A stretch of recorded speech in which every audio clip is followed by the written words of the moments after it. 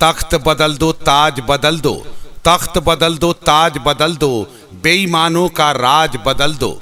कर ली गड़खा विधानसभा क्षेत्र संख्या 119 के रउआ लोग भी तैयारी, काहे कि गड़खा विधानसभा निर्वाचन क्षेत्र से रउआ लोग के चुने के बा एगो ऐसन नेक कर्मठ ईमानदार और सच समाज सेविका के जे अपना क्षेत्र के विकास खातिर, अपन क्षेत्र के कल्याण खातिर सर्वस्व न्यौछावर करे के तैयार बाड़ी।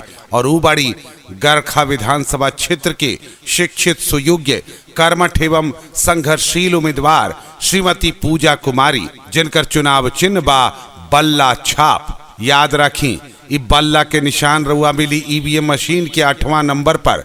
यही 8वां नंबर के निशान बल्ला छाप पर बटन दबावे के बा आ गड़खा विधानसभा क्षेत्र के विधायक श्रीमती पूजा कुमारी के ही बनावे के बा। पूजा कुमारी के चाची विजय बनई हो, बल्ला छाप पचाचा बटन दबई हो। पूजा कुमारी के चाची विजय बनई हो, बल्ला छाप पचाचा बटन दबई हो। श्रीमती पूजा कुमारी जिंदाबाद जिंदाबाद जिंदाबाद, बल्ला छाप जिंदाबाद जिंदाबाद जिंदाबाद, चंदन कुमार माझी जिंदाबाद जिंदाबाद जिंदाबाद, गड़खा विधानसभा क्षेत्र की जनता जिंदाबाद जिंदाबाद जिंदाबाद, हमारी एकता जिंदाबाद जिंदाबाद जिंदाबाद। अस्पताल सड़क बनवाई है, घरे घरे बिजली पहुँचाई है। चंदन कुमार माझी के मान के बढ़ई हो, बल्ला छाप पचाचा बटन दबई हो। न जुल्म न जालिम का अधिकार रहेगा, न जुल्म न जालिम का अधिकार रहेगा। गड़खा विधानसभा क्षेत्र में कुछ रहेगा तो दोस्ती, भाईचारा, अमन, चैन, शांति और प्यार रहेगा। यह पैगाम बा श्रीमती पूजा कुमारी के। यह पैगाम के साथ राउर आपन उम्मीदवार और सब के दुलारी उम्मीदवार, शिक्षित, सुयोग्य, कर्मठ, संघर्षशील उम्मीदवार श्रीमती पूजा कुमारी के जितावे के बा, जे अपना पति चंदन कुमार माझी के साथ मिलके क्षेत्र के विकास के सपना सजौले बाड़ी। ता आपन सपना सजावे के बाद रहो तो गरीब, अमीर, किसान, मजदूर, भाई, नौजवान सब एक हो जाई। चली चुनाव बूथ पर, अब बटन दबाई आपन निशान बल्ला छाप पर। याद रखी, ये निशान रहुआ मिली ईवीएम मशीन के 8वां नंबर पर। तो 8वां नंबर के निशान श्रीमती पूजा कुमारी के निशान, गड़खा विधानसभा क्षेत्र के निशान बल्ला छाप पर बटन दबावे के बा और श्रीमती पूजा कुमारी के जितावे के बा। अब की के जे मौका बिचलाई,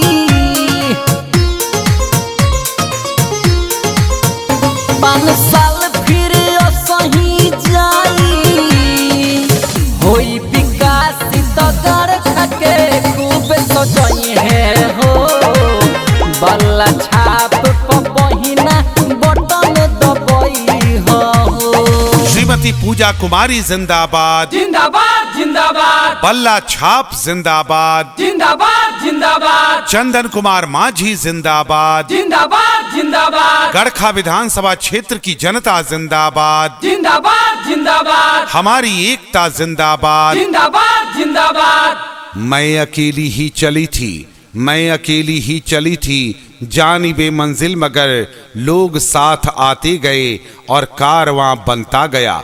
ई कारवां बा विकास के, यही कारवां के साथ हमने सब के चले के बा, काहे कि कारवां विकास के बा, बिहार के उन्नति के बा। और बिहार के उन्नति शुरुआत होगी गड़खा विधानसभा क्षेत्र से। सारण की धरती हमेशा से नया राह दिखौले बा पूरा देश के, पूरा विश्व के। ताई सारण के धरती के मान राखी, चली नया शुरुआत करी और आपन उम्मीदवार, संघर्षशील उम्मीदवार श्रीमती पूजा कुमारी के जिता के एगो नया इतिहास लिखी। सुनिए चाचा चाची भैया भाभी, अइली पूजा कुमारी, अइली पूजा कुमारी, अइली पूजा कुमारी।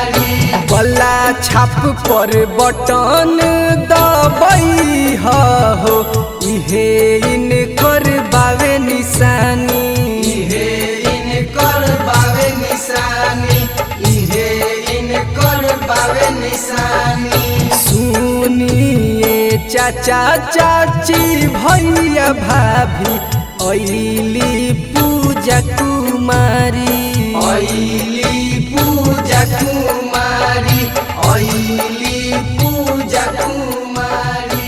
है अगर अंधकार तो चराग जलनी चाहिए, है अगर अंधकार तो चराग जलनी चाहिए, इस हिमालय से कोई गंगा निकलनी चाहिए।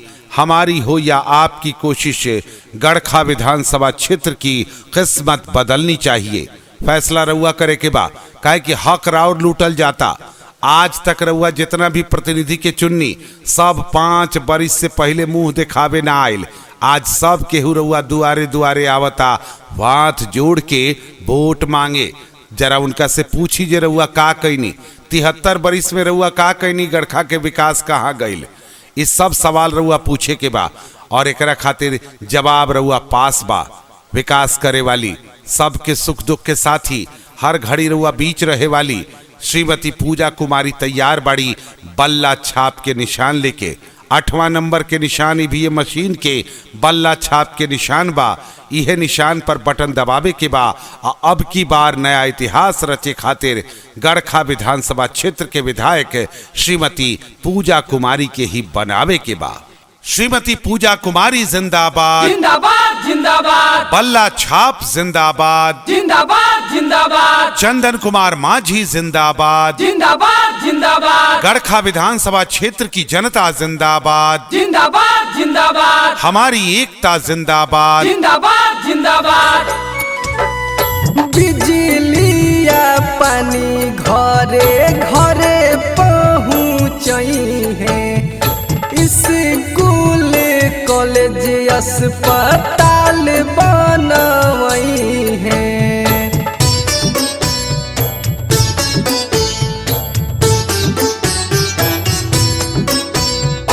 बिजलिया पानी घरे घरे पहुँचई है, स्कूल कॉलेज अस्पताल बनवई है। इनही के भोटावा दी सभे, चंदन भैया अइले साथे, चंदन भैया अइले साथे, चंदन भैया अइले साथे। तख्त बदल दो ताज बदल दो, तख्त बदल दो ताज बदल दो, बेईमानों का राज बदल दो।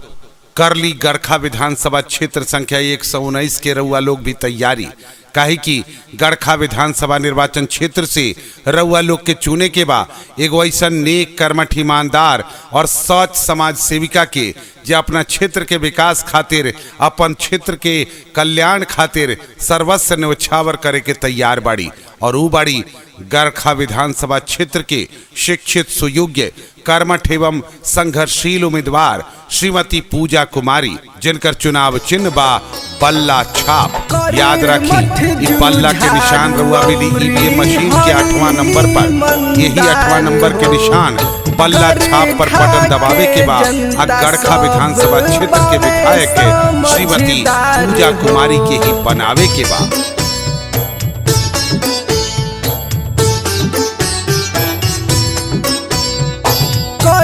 मठ जुझारू औरी हई मंदार हो, गड़खा के जनता सभे बावे समझदार हो। बल्ला छाप पर बटन दबई हो इहे इनकर बावे निशानी, इहे इनकर बावे निशानी। न जुल्म न जालिम का अधिकार रहेगा, न जुल्म न जालिम का अधिकार रहेगा, गड़खा विधानसभा क्षेत्र में कुछ रहेगा तो दोस्ती भाईचारा अमन चैन शांति और प्यार रहेगा। यह पैगाम बा श्रीमती पूजा कुमारी के। यह पैगाम के साथ राउर आपन उम्मीदवार और सब के दुलारी उम्मीदवार शिक्षित सुयोग्य कर्मठ संघर्षशील उम्मीदवार श्रीमती पूजा कुमारी के जितावे के बा, जे अपना पति चंदन कुमार माझी के साथ मिलके क्षेत्र के विकास के सपना सजौले बाड़ी। त आपन सपना सजावे के बाद रहो त गरीब अमीर किसान मजदूर भाई नौजवान सब एक हो जाई। चली चुनाव बूथ पर अब बटन दबाई आपन निशान बल्ला छाप पर। याद रखी ये निशान रउआ मिली ईवीएम मशीन के 8वां नंबर पर। तो 8वां नंबर के निशान श्रीमती पूजा कुमारी के निशान गड़खा विधानसभा क्षेत्र के निशान बल्ला छाप पर बटन दबावे के बा और श्रीमती पूजा कुमारी के जितावे के बा। सबे करे बनी है सहारा हो, इन्हीं करे काम बहरी प्यारा हो। सुना तनी ए चाची, सबे करे बनी है सहारा हो, इन्हीं करे काम बहरी प्यारा हो। सेवा कोइला के फल दिलवावे के बा, सेवा कोइला के फल दिलवावे के बा। पूजा कुमारी के विजयी बनावे के बा, बल्ला छाप पर बटन दबावे के बा। रवि रिकॉर्डिंग स्टूडियो हमना।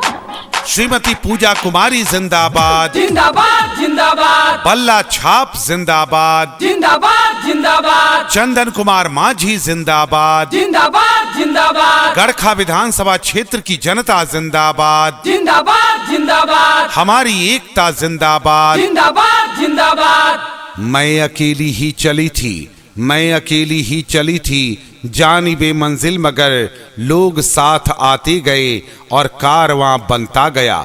ई कारवां बा विकास के, यही कारवां के साथ हमने सब के चले के बा। काहे कि ई कारवां विकास के बा, बिहार के उन्नति के बा और बिहार के उन्नति शुरुआत होगी गड़खा विधानसभा क्षेत्र से। सारण की धरती हमेशा से नया राह दिखौले बा पूरा देश के पूरा विश्व के। ताई सारण के धरती के मान राखी, चली नया शुरुआत करी और आपन उम्मीदवार संघर्षशील उम्मीदवार श्रीमती पूजा कुमारी के जिता के एगो नया इतिहास लिखी। जनता जनार्दन के पूरा होई आस हो, गाँव नगर गली गली होई ही विकास हो। जनता जनार्दन के पूरा होई आस हो, गाँव नगर गली गली होई ही विकास हो। चंदन भैया के मान के बढ़ावे के बा, चंदन भैया के मान के बढ़ावे के बा। पूजा कुमारी के विजयी बनावे के बा, अब की इन्हीं के भैया जितावे के बा। है अगर अंधकार तो चिराग जलनी चाहिए, है अगर अंधकार तो चिराग जलनी चाहिए। इस हिमालय से कोई गंगा निकलनी चाहिए। हमारी हो या आपकी कोशिश गड़खा विधानसभा क्षेत्र की किस्मत बदलनी चाहिए। फैसला रउआ करे के बा, काहे कि हक राउर लूटल जाता। आज तक रउआ जितना भी प्रतिनिधि के चुन्नी सब 5 बरिस से पहले मुंह दिखावे ना आयल। आज सब केहू रउआ दुआरे दुआरे आवता, हाथ जोड़ के वोट मांगे। जरा उनका से पूछी जे रउआ